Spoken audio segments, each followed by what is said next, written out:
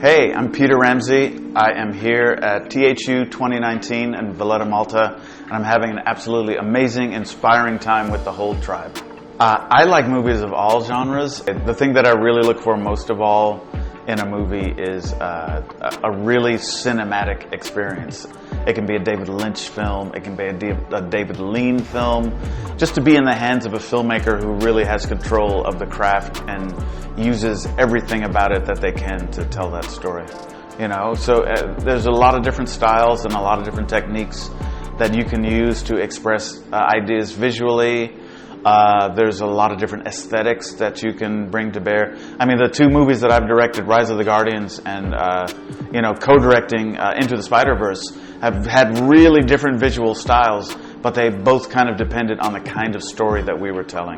So I think you just have to look for what the meaning of your story is. That's going to determine the way that you decide to tell it. I mean, for me, storyboarding was always a form of direction, or it was part of the process of directing. And it's just, storyboarding is just visualizing the shots or the way that you're going to tell the story visually and how you're going to use the camera to tell the story. So, there's a lot of directors who storyboard in their heads without ever drawing a frame. That Steven Spielberg can step on a set and look around, and he's storyboarding in his head how he's going to control the flow of the action and what his camera positions are going to be. That's the same thing a storyboard artist does. They just draw it so that other people can see the visual translation of those cinematic ideas. So I think they kind of go hand in hand. I mean, if you're asking me which one I would rather do, if I could only do one, I'd probably drop my pencil fast and just say directing.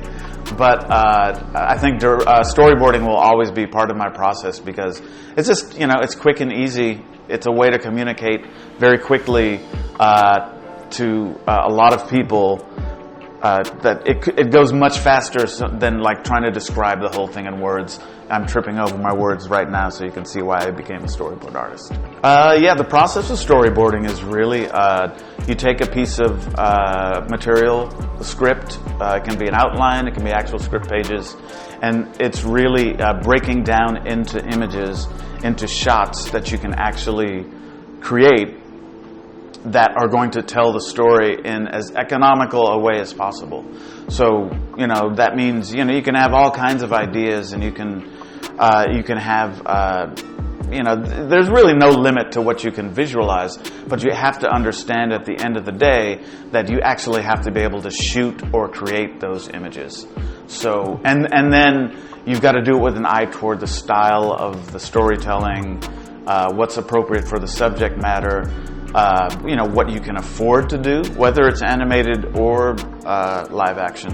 That's usually a consideration. So it really, there's a lot of different things that you have to bear in mind if you're storyboarding something to actually be shot, or actually if your storyboard is going to be useful, you have to have one foot in the real practical world when you're creating the images. I guess I've been working digitally for, actually I had a Wacom tablet before Cintiq, but I really started working that way at DreamWorks Animation. Their whole system was going digital, and once I got used to it, it made everything so much faster in terms of visualizing, because the pressure of making mistakes was kind of gone. So in that way, I think it's been incredibly valuable.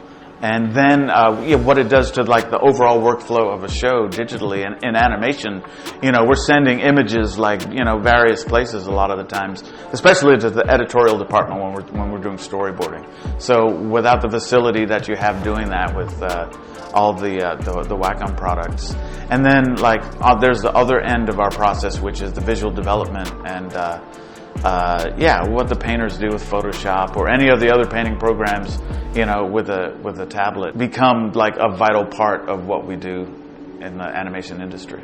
The thing that people respond to in Spider-Verse is seeing a story told in a way that they've never seen it before, and seeing it told from the perspective of someone that they feel lives in the same world as them, and they can relate to that, and they can see that care was put into making Miles Morales' world and his experiences feel like they have some authenticity to them. Because we cared about Miles, you know, we really wanted people to feel for him and to empathize with him and to understand what he was going through. So we tried to make his world and his life as specific as we could. And I think that also came with putting a lot of ourselves into those characters and those moments in the film. So I really do believe that you know, people working now, if you're creating something, put something of your authentic self into it. You know, it doesn't have to be the newest idea, it doesn't have to be the biggest idea, but just know that by creating something from your perspective, by having something of how you actually see and experience the world in your work, that will make it new, and that will make it big, and that will open people's eyes up to a way of seeing something that they haven't seen before, because they haven't seen it through your eyes. So trust and believe in yourself that the way that you see the world is as valid and as special as the way that anybody else does.